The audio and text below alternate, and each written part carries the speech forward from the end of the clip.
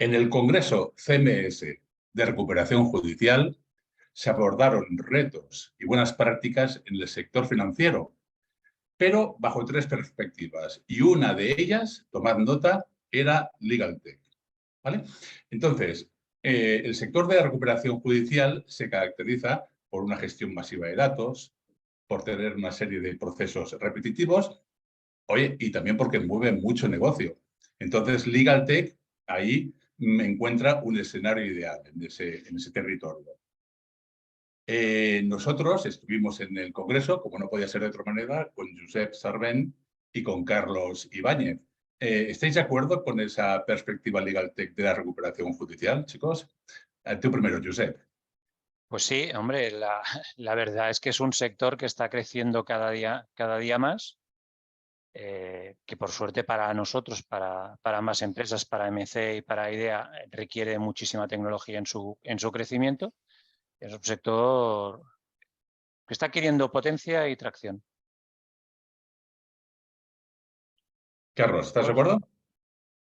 Sí, totalmente de acuerdo. Como bien dice Josep, empresas como las nuestras pues pueden incidir además en muchas partes del proceso de la recuperación de la deuda. No solamente en la parte extrajudicial, que ya es donde más experiencia traen todo este tipo de empresas, sino que en este congreso se ha demostrado que también están ahora muy enfocados en la parte más judicial, ¿no? Cuando una vez que agotan todas las vías previas, y ahí es donde tanto IDEA como MC pues podemos aportar más, ¿no? En las automatizaciones de procedimientos y en análisis y due diligence predictiva en compraventa de carteras, etcétera. Y sí, hay muchísimo potencial ahí y muchísimo recorrido. Josep, tú eres CEO de MC Soluciones LegalTech. Acabáis de lanzar Yuritex 360, que es una especie de ecosistema de trabajo interesante, y habéis creado pues RPAs como puede ser Matilda, ¿verdad? Carlos, tú eres CEO de Idea Legal, formáis parte del grupo Planeta, concretamente de su entorno más startupero, como es Fabric. También tenéis el foco puesto en la recuperación judicial. Bueno, oye, a primera vista parecéis competencia, pero claro, oyéndos y especialmente viéndos en este Congreso de Recuperación Judicial, más que competencia, sois competencia, sois muy amigos, valoráis mucho el tema de sinergias, alianzas entre los propios operadores. Carlos, ¿qué te parece? Sí, totalmente. ¿No? Es un término que usa Josep, ¿no? De competencia, que es suyo y me parece muy acertado. Al final hemos trabajado conjuntamente y seguiremos haciéndole porque, bueno, el mundo de RPA y de inteligencia artificial es muy vasto y bueno, cada uno estamos especializándonos en cosas diferentes y podemos apoyarnos en diferentes productos que tenemos singulares cada una de las empresas y compartir esos avances, ¿no? No es necesario reinventar completamente cada una de las empresas que entren en este sector, absolutamente todas las líneas de negocio que tenemos otras, ¿no? Hay un mercado amplísimo y, como habéis dicho antes, sigue creciendo cada día más, no solamente el mundo de la deuda, sino el jurídico y el de asesorías internas de empresas. Sí. Exactamente como dice Carlos, o sea, si mantienes, tampoco es un tema de generosidad, por cierto, lo de competencia es algo que yo aprendí en los CMS, no es una idea que he asumido, pero no es mía. Pero si miramos, no es un tema de generosidad empresarial, es un tema de cómo hacer más grande el sector, el negocio. Sí. Entonces, si las empresas colaboramos entre nosotros y le facilitamos la vida a nuestro cliente, o sea, que realmente ponemos al cliente en el centro, lo que vamos a hacer es que el cliente tenga más disponible para la inversión. Por lo tanto, va a haber más margen de negocio para nosotros. Entonces, es esta focalización, tener en cuenta todo aquello que podamos automatizar siempre con la seguridad adecuada, todo aquello que podamos mejorar y cuanto más rápido hablemos las empresas entre nosotros, mejor antes los clientes van a poder adoptar estas tecnologías. Aparte, también es, perdona Carlos, Sí, aparte no. es que Carlos y yo compartimos mucho el tema de hacia dónde tiene que ir el sector LegalTech. En esto las dos empresas coincidimos, tenemos muy claro el camino.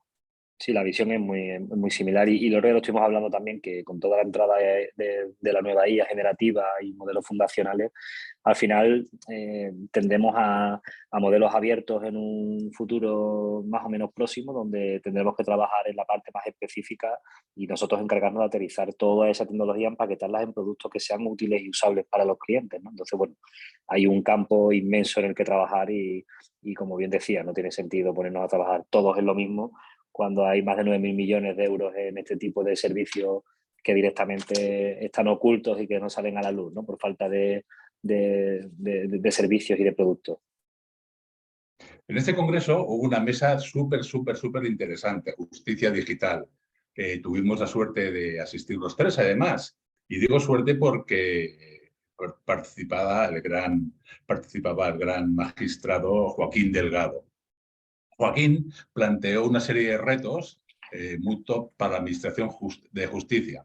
Uno de ellos era la necesaria cambio de orientación, la sustitución de la orientación al documento hacia la orientación al dato. Todo un reto de la Administración de Justicia, Josep, ¿verdad?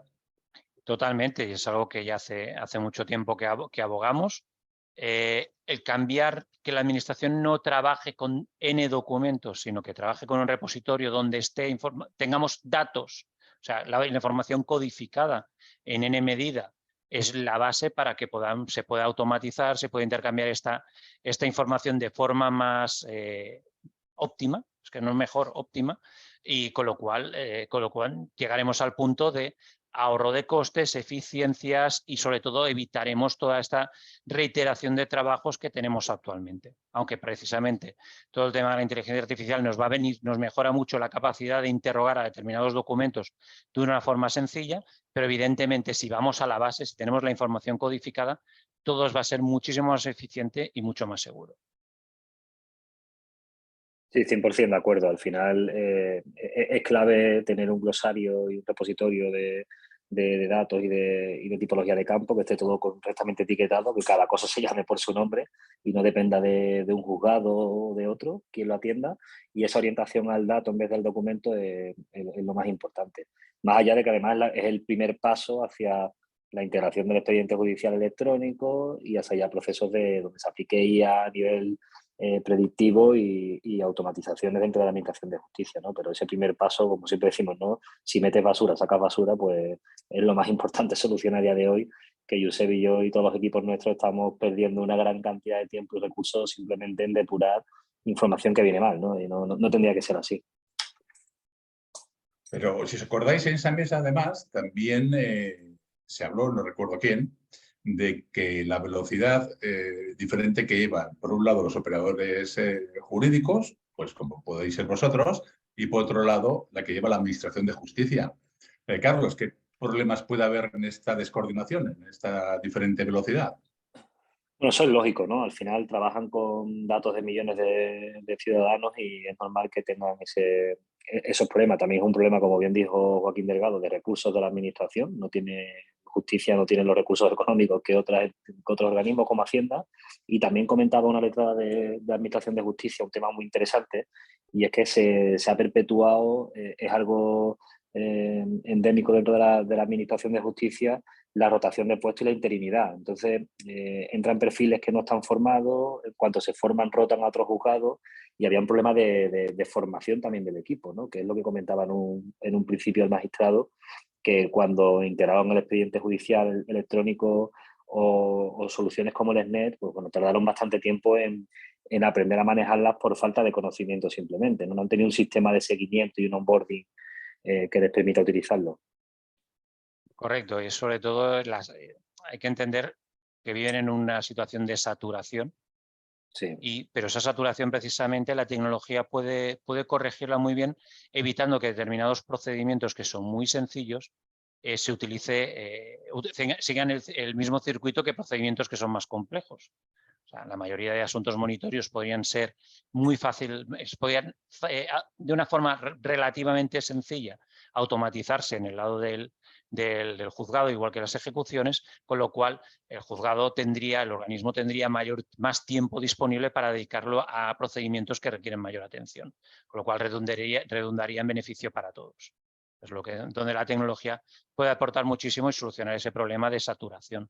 Que esa misma saturación es el día a día, no te permite corregir cosas, no te permite mejorar, porque lo único que estás intentando es salir hacia adelante, salir a flote. Además, yo sé, la brecha cada día va a ser más grande, porque desde lo Evidente. privado estás automatizando y estás gestionando cada vez mayores volúmenes de forma más desasistida y le vas cada vez a cargar más de trabajo a lo público. Exacto, la carga de generación de demandas de forma automatizada, de contestaciones, digamos, toda la parte privada, la parte externa de la administración, va mucho más rápido, responde más rápido, presenta más rápido, por lo tanto, la cantidad de operaciones que tiene pendiente la administración cada vez es mayor. Pero en todo caso, desde la Administración de Justicia o el Ministerio, sí que al menos parece que se hagan cosas, ¿no? Al menos hay voluntad de hacer cosas. Os pongo ejemplos. El Foro de Transformación Digital que ha auspiciado el propio Ministerio de Justicia. En Gijón, en 2 semanas, a principios de mes, creo que se celebra Data Forum Justicia. Luego está el Plan Justicia 2030, que por cierto, con el tema del cambio del calendario electoral, no sé cómo va a quedar esa triple reforma, ¿no? ¿Cómo lo ves, de momento. Sí, cosas hay voluntad. El tema es que la administración, por su propia lógica, por su propia naturaleza, es lenta. Entonces, es lenta. Si además le añades determinadas reticencias que hay a nivel interno y determinadas, pues cada vez va a ser más lenta. Y como apuntaba Carlos, el resto del ecosistema está avanzando muchísimo y está agilizando mucho. Estamos llegando a un punto de singularidad donde el mismo volcado de procedimientos, de nuevos escritos, de nuevas peticiones a los juzgados, hace que lo que ya tenemos ahí se retrase sencillamente por un simple reparto de tiempos. Ya sabéis, cuanto más repartimos los trozos de ese tiempo, esas rodajas de tiempo que podemos coger del funcionario, del juez, del letrado, del LAG, menos tiempo va a tener para atender, y ya sabéis que el switching es una cosa muy mala. Entonces estamos creando una tormenta perfecta. Entonces la administración ahí tiene que ser lo más ágil posible para evitar esto. Y ahí el problema igual tomando, perdona, Carlos. perdona. Tomando medidas de urgencia o de semiurgencia, tal como se tomaron, pues, por ejemplo, la pandemia, para agilizar cosas que no tuvieron no requirieron un tanto detalle, tanto estudio, sino que se fue más a lo práctico, a decir, oye, esto lo vamos a solucionar a partir de aquí con esta estrategia nueva. Creo que se tendría que ser bastante más práctico. Sí, además funcionó, vamos, que hubo cosas que sí que funcionaron al final. Cuando quisieron, exacto. Y luego lo importante también que a nivel de justicia, bueno, que no se nos puede olvidar que las funciones están delegadas. Entonces las comunidades autónomas no tienes un único interlocutor. Tienes muchos interlocutores y cada uno con sistemas propios. Tenemos el caso ahora de Vereda, por ejemplo, y de diferentes integraciones, y es un problema que el propio magistrado dijo que nos podemos olvidar todos de tener un sistema único. Entonces, bueno, pues yo creo que es el gran problema, ¿no? Que la estrategia de 2030, digitalización 2030, las 3 leyes de agilización y demás, más allá de que tarden más o menos en entrar en vigor, como bien ha dicho Josep, y en implantarse, es que tiene que haber interés por parte de todos de seguir una misma idea, ¿no? Y un mismo procedimiento. Va a ser complicado, la verdad. Bueno, vosotros dos representáis a 2 compañías Legal Tech, no solo muy reconocidas, sino también muy reconocibles, ¿no? Lo que vimos en este congreso, y bueno, y con la visión que tenemos del nicho de la industria de recuperación judicial, es que hay muchas compañías que dedican muchos recursos, que hacen esfuerzos por vincularse al Legal Tech, por lo que tiene además de innovación, de eficiencia, etcétera. A ver, algunos de ellos se vinculan porque son Legal Tech, y otros lo hacen por estos efectos. ¿Cómo veis vosotros este fenómeno? ¿También percibisteis esto que vimos nosotros, Carlos?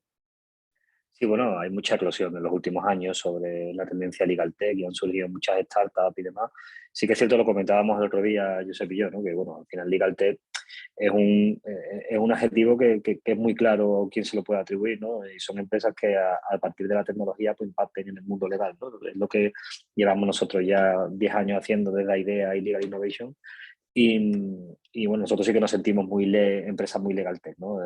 Nuestro ADN es aplicar cualquier tecnología, sea la que sea. Ahora ha tocado inteligencia artificial y llevamos trabajando con diferentes soluciones muchos años y tratamos de dar el mejor servicio a los profesionales del derecho e impactar en la ciudadanía, ¿no? Que es el objetivo último de este tipo de proyectos.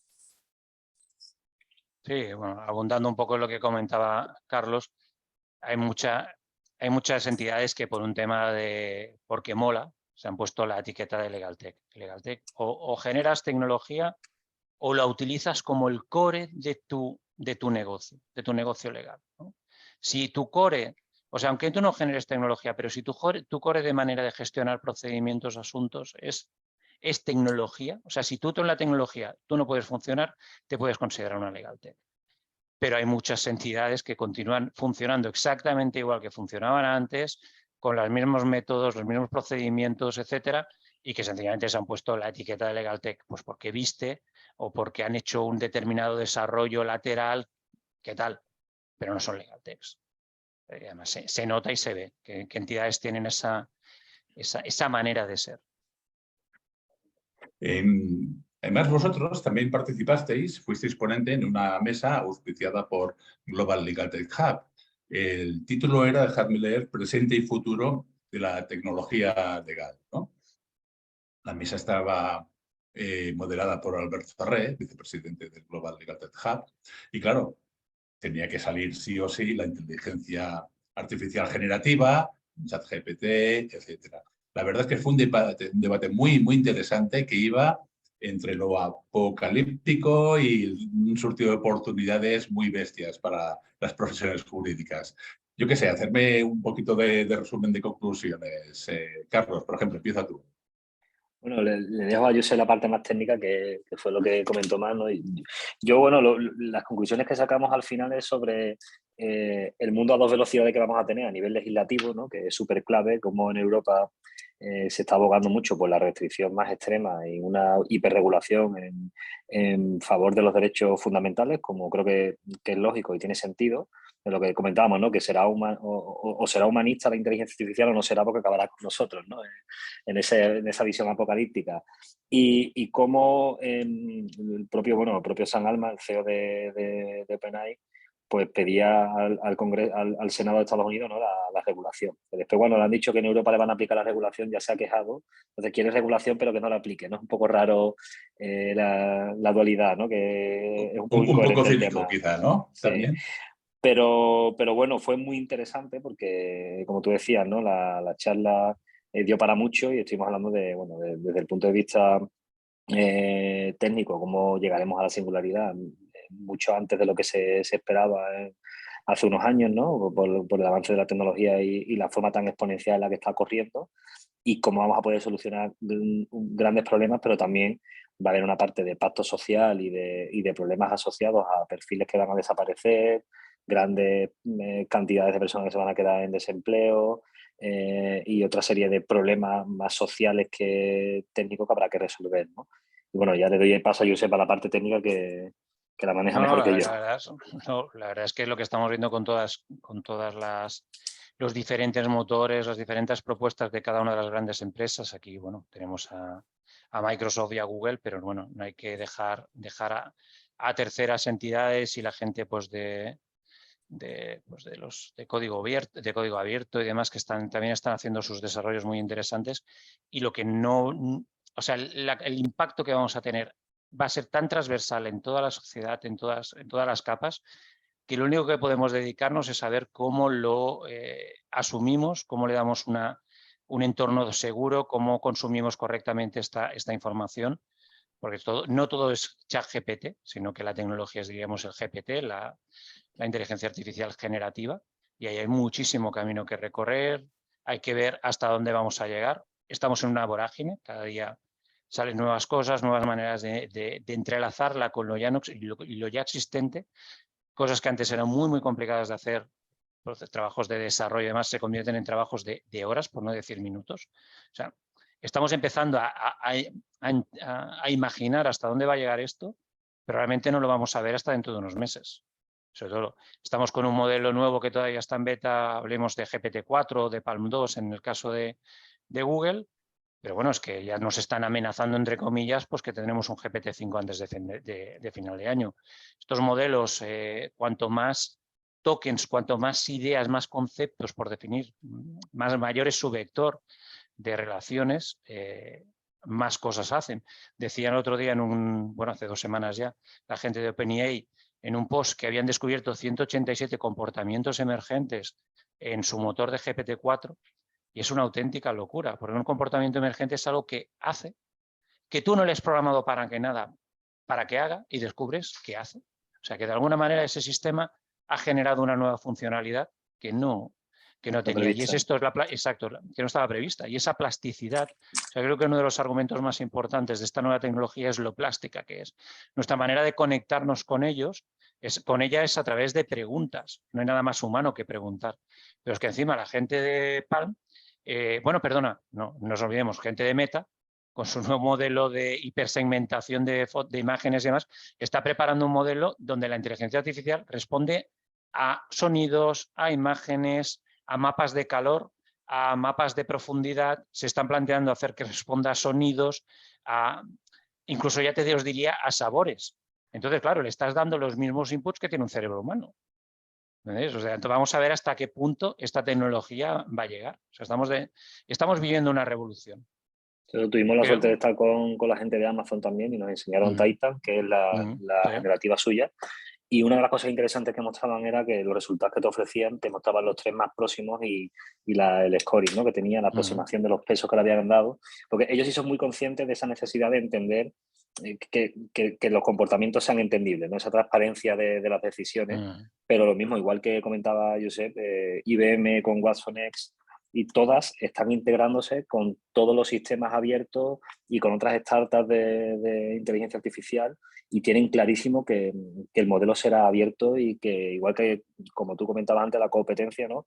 Pues igual que tendremos clientes que utilizarán ambas empresas y ambas soluciones, cada una por una cosa diferente, porque le gustará más para una cosa que para otra, o será más verticalizada en un asunto que en otro, ¿no? Pues nos vamos a encontrar absolutamente con lo mismo en los próximos meses a nivel de IA generativa. Sí. Vamos a tener IAs generativas hasta la sopa. De hecho, el modelo de Google de Palm 2 prepara 4 tamaños diferentes de modelo para poder poner una IA muy pequeñita, específica para poner dentro del móvil, que sea offline, para que responda a pequeñas preguntas. Vas a tener pues el modelo Gecko, el modelo Oder, el modelo Bisonte y el modelo Unicornio, que es el más bestia, el mayor y demás. O sea, vamos a tener eso va a ser nuestro nuevo compañero de viaje. Es una especie de hada madrina. Si esto a una persona ya no os digo de la Edad Media, si a una persona de hace 20 años le explicas que una cajita, le haces una pregunta, te responde o le dices tal, te diría que es magia. Y es que es un tipo de magia, ¿no?